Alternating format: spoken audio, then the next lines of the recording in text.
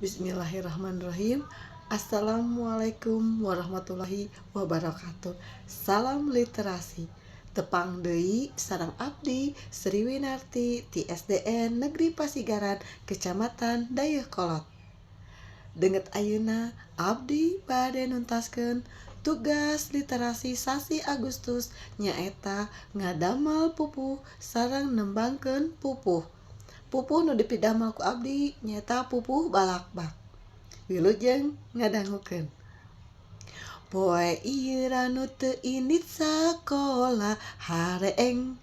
Kamarina balik sakola papanasan mentereng. Balukarna awak teu payaan elehan. Balik sakola ulah rea ulin tur ngidar. Anggur mah cicing istirahat di imah ngajoprak.